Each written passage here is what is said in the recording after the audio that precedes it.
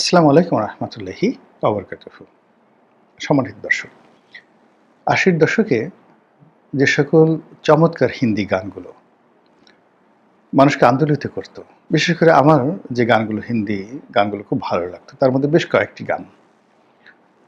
একটা গান ছিল ধর্মেন্দ্র এবং জেনা তামানের 'মেহবুবা ও মেরি মেহবুবা', ধর্মবীর বা ধরমবীর সিনেমার গান। আরেকটা গান 'জওয়ানে জানেমান হাসিনা দিলরুবা'। তো পারভীন ববি এখানে নায়িকা, একটা ড্যান্স ফ্লোরে গান গাচ্ছিলেন। আর অমিতাভ বচ্চন এবং শশী কাপুর। তো সেই গানের যে রিদম, আশা ভোসলের কণ্ঠে সেই গান 'জওয়ানে জানিমান হাসিনা দিলরুবা'। এইরকম হিন্দি সিনেমাতে কতগুলো গান ড্যান্স ফ্লোরে, যেমন 'I am A disco dancer' বা 'জওয়ানে জানিমান হাসিনা দিলরুবা'। এরকম মেলোডিয়াস গান হিন্দিতে, বাংলাতে বা এশিয়ার সাবকন্টিনেন্টে খুব অল্প আছে। তো মানুষ যখন খুব জোশে থাকে, খুব যাকে বলে একটা চিয়ার্সের মধ্যে থাকে, তখন এই ধরনের গান, এই ধরনের মিউজিক মনে আসে। তো এখন এই যে বাংলাদেশে এই মুহূর্তে যে অবস্থাগুলো চলছে, সামগ্রিকভাবে যাকে বলা হয় আমাদের দেশের জন্য, জাতির জন্য, রাজনীতির জন্য, সবকিছুর জন্য জঘন্য। কিন্তু আমরা যারা এখানে মোরারলেস গত ১৪ মাস ধরে সরকারের বিভিন্ন কর্মকাণ্ড নিয়ে সমালোচনা করছি, তাদের অনেকের কাছেই এখন এই সরকারের সাম্প্রতিক যে কর্মকাণ্ড, এই কর্মকাণ্ডে আমরা এতটা বিনোদিত হচ্ছি, এতটা যাকে বলা হয় আমরা মজা পাচ্ছি, যা এই ঐক্যমত্য কমিশনের যে রিপোর্ট, জুলাই সনদ স্বাক্ষর এবং এই রিপোর্ট তৈরি করা এবং প্রণয়ন এবং প্রধান উপদেষ্টার কাছে এটা সাবমিট এবং এর পরবর্তীতে এটা নিয়ে যে রাজনৈতিক দলের যে নেতা কর্মীদের মধ্যে যে বিরূপ প্রতিক্রিয়া এবং তাদের অসাধারণ সব মন্তব্য, এগুলো দেখে এই গানের কথা মনে পড়ল, 'জওয়ানে জানেমান হাসিনা দিলরুবা'। এই গানের সঙ্গে আওয়ামী লীগের সভানেত্রী, সাবেক প্রধানমন্ত্রী শেখ হাসিনার কোনো সম্পর্ক নেই, বা এখানে শেখ হাসিনার কোনো প্রসঙ্গ আসবে না। আজকের এই আলোচনাতে আওয়ামী লীগের কোনো প্রসঙ্গ আসবে না, কেবলই মাত্র ঐক্যমত্য কমিশন নিয়ে আমি আমার আলোচনা সীমাবদ্ধ রাখার চেষ্টা করব। প্রথমত এখানে ঐক্যমত্য কমিশনের যারা কর্তা ব্যক্তি, তাদেরকে আমাদের দেশের লোকজনের পছন্দ হয়নি, কাউকেই পছন্দ হয়নি।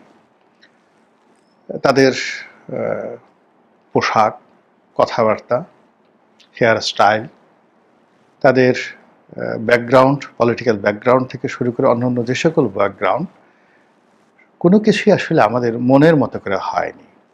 আমরা ডক্টর মোহাম্মদ ইউনূসকে মেনে নিয়েছি, ইটস ওকে।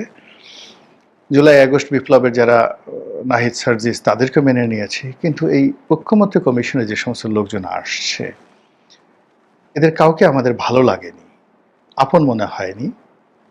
এরা নিজেদেরকে যতই গুরুত্বপূর্ণ মনে করেন বা সরকার তাদেরকে যতই গুরুত্বপূর্ণ মনে করেন, এটা জনগণের নিকট আমরা যারা দর্শক ছিলাম বা আছি, শ্রোতা আছি, আমরা যারা সুবিধাভোগী আছি বা আমরা যারা বঞ্চিত আছি, তাদের সবার নিকটই প্রথমত এদের কোনো কিছুই আমাদের পছন্দ হয়নি। আপনি দেখুন যে এই যে ঐক্যমত্য কমিশনের যে রিপোর্টটি, ফাইনাল রিপোর্টটি তারা তৈরি করে ডক্টর মোহাম্মদ ইউনূসের যাকে বলা হয় কাছে দিয়েছেন। তো এটা নিয়ে একটা বিরাট ফটো সেশন হয়েছে। জাস্ট ফর ইউর আন্ডারস্ট্যান্ডিং, আপনারা তাদের জুতো থেকে শুরু করে ১ ফিট উঁচে করে আপনি প্যান্টগুলো দেখেন, ওই ছবির প্রত্যেকটা লোকের জুতোর রং, জুতোর আকার আকৃতি এবং তারা যেভাবে দাঁড়িয়েছে, কারো পা সোজা হয়ে আছে, কারো পা বাঁকা হয়ে আছে, কারো পা মানে যাকে বলা হয় এমন একটা অ্যাঙ্গেল হয়ে আছে, আপনি দেখলেই এখানে রুচিশীলতা, যেটা রাষ্ট্রনায়ক সুলভ যে তাদের অ্যাটিটিউড, কোনো কিছু এই পায়ের জুতো থেকে 1 ফিট উচ্চতা পর্যন্ত দেখতে পারবেন না। তাদের প্যান্টের যে রং, ঢোলা প্যান্ট, চিকন প্যান্ট, মানে যেভাবে তারা দাঁড়িয়ে আছে জুতোর দিকে তাকালে আপনাদের ভালো লাগবে না, অনেকের বমি আসবে। এরপর আপনি আরেকটু উপরে আসেন, আরেকটু উপরে এসে মধ্যপ্রদেশ, যেটাকে জেনিয়াল পার্ট বলা হয়, তো সেই মধ্যপ্রদেশ থেকে শুরু করে একদম পেট পর্যন্ত আরও 1 ফিট আপনি লক্ষ্য করেন, যেখানে আমরা সাধারণত বেল্ট পরি। তো বেল্টের নিচে 6 ইঞ্চি আর বেল্টের উপরে 6 ইঞ্চি। আপনি কি দেখতে পাবেন? আপনি একটা বেল্ট দেখতে পারবেন, কোটের যারা কোট পরেছেন কোট দেখতে পারবেন, যারা প্যান্ট ইন করেছেন সেটা দেখতে পাবেন, আর প্যান্টের নিচে তলপেটের কতটুকু চর্বি আছে বা চর্বি নেই সেটা দেখতে পাবেন, আর বেল্টের উপরে পেটটা কতটা ঝুলে আছে এটা দেখতে পাবেন। দেখেন তো আপনাদের ভালো লাগে কিনা, বা এই যে কটা ছবি আছে তাদের মধ্যে দেখবেন যে তাদের উচ্চতা, আকার আকৃতির মধ্যে কোনো সামঞ্জস্য আছে কিনা। এরপর আসেন বুকের কাছে, সিনা, বুকের কাছে, বুক থেকে একদম ঘাড় পর্যন্ত। এখানে তারা যারা শার্ট পরেছেন শার্টের কলার, যারা টাই পরেছেন টাইয়ের রং, টাইয়ের নট, তারপরে যারা কোট পরেছেন সেই কোটের যে কলার, সেই কলারের সাথে সাথে কোটের যে ঘাড়ের অংশ সেখানে তাদের ফিনিশিংটা, একটা ভালো কোট পরলে সেখানে যে ধরনের একটা ফিনিশিং থাকে, সেই ফিনিশিংয়ের দিকে তাকালেই আপনি বুঝতে পারবেন যে তাদের রুচি কোন পর্যায়ে, টেস্ট কোন পর্যায়ে।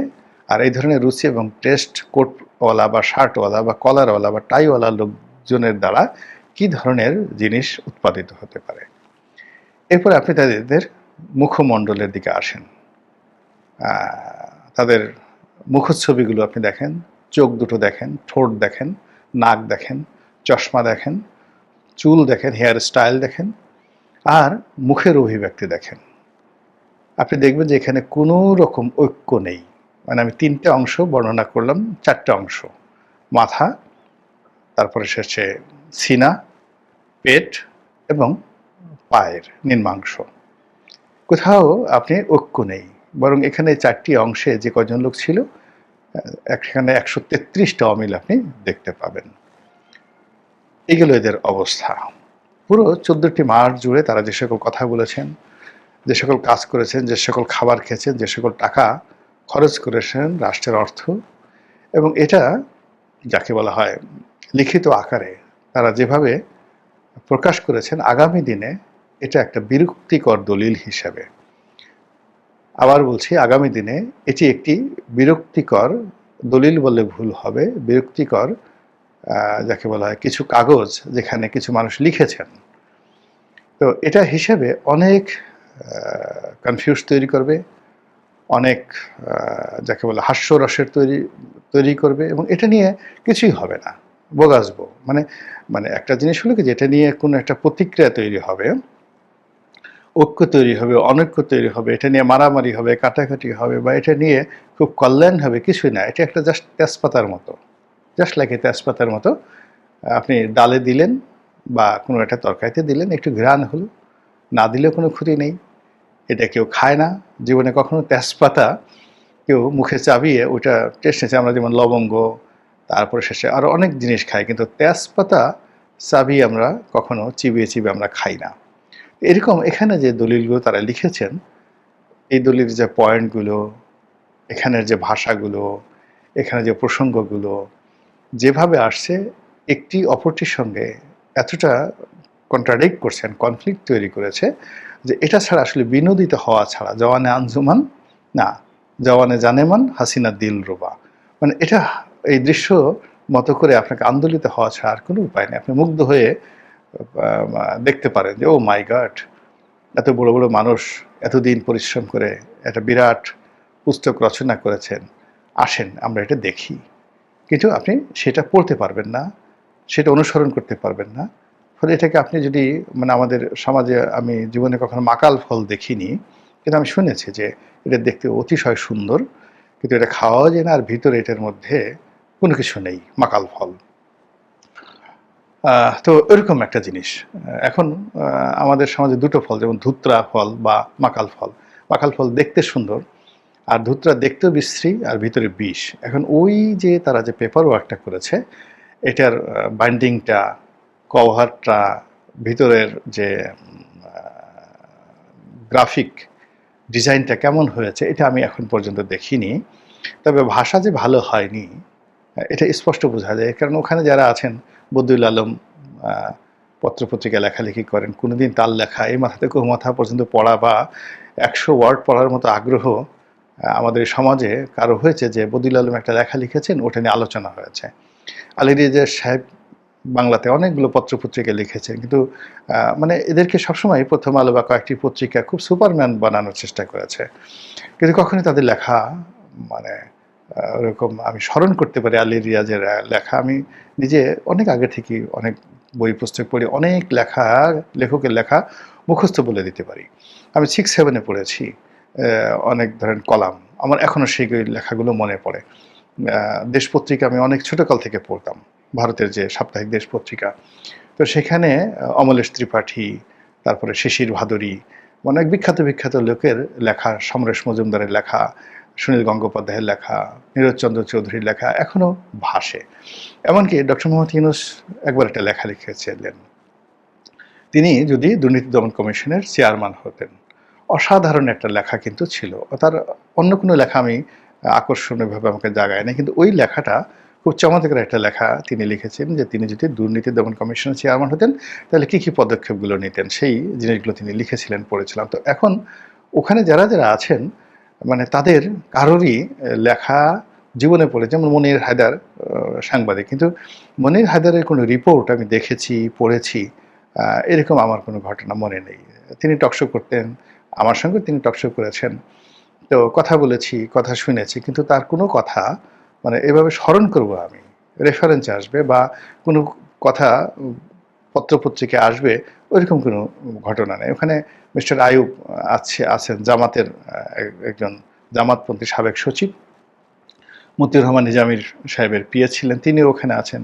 আরেকজন সচিব আছেন সরফরাজ সাহেব, বেশ বয়স্ক স্বরাষ্ট্র সচিব ছিলেন। এরকম যারা যারা ওখানে আছেন, তো তারা বিভিন্ন সময় লিখেছেন, অনেক লেখা লিখেছেন পত্রপত্রিকায়, কিন্তু মানে তাদের সুখপাঠ্য নয় কোনো একটা লেখা। কাজে ওটা মানে জুলাই সনদে সত্যিকার অর্থে ড্রাফটটা কে করেছেন, বাংলা ইংরেজি কে লিখেছেন, কিন্তু এটা যে সুখপাঠ্য হবে না ওই লেখকদের দেখলেই বোঝা যায়। যেমন মানে আমাকে যারা একেবারে অপছন্দ করেন, কিন্তু আমি যদি দুটো কলম লিখি আপনাকে পড়তে হবে। হুমায়ুন আহমেদকে আপনি যতই অপছন্দ করেন, দুটো কলম লিখলে আপনাকে পড়তে হবে। আব্দুল গাফফার চৌধুরীকে যত অপছন্দ করেন, আপনাকে পড়তে হবে। তো লেখার এরকম একটা টান থাকে, তো এরকম টান ওখানে কারো নেই, যেটাকে একটা সুন্দর সাহিত্য হিসেবে, মানে এই দলিলটি একটা সাহিত্য হিসেবে তৈরি হতে পারতো যদি ওরকম কোনো ভালো লেখকের হাতে এটা লেখানো হতো। তো এনিওয়ে, এখন এই যে তৈরি করা হয়েছে, এটা নিয়ে এখন যারা সমালোচক তারা সমালোচনা করছেন, যারা রাজনীতিবিদ তারা এটার মধ্যে আশঙ্কা খুঁজে পাচ্ছেন।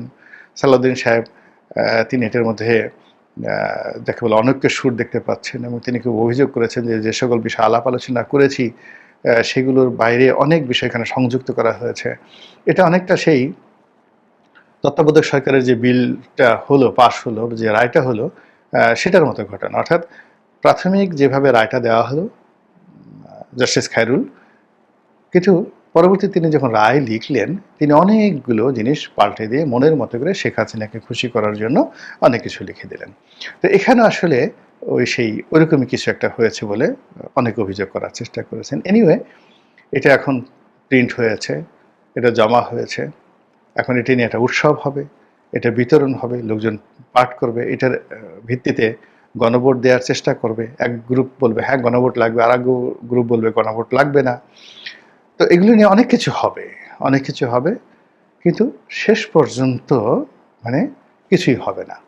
মানে অনেক কিছু করার চেষ্টা করা হবে, কিন্তু এটা সত্যিকার অর্থে ফলপ্রসূ, দৃশ্যমান, জনকল্যাণকর এবং দেশের যে বর্তমান সংকট, সেই সংকট দূরীকরণে এটা যে একটা টনিক হিসেবে, মেডিসিন হিসেবে কাজ করবে, এটা একেবারে মনে করার কোনো রকম কারণ নেই।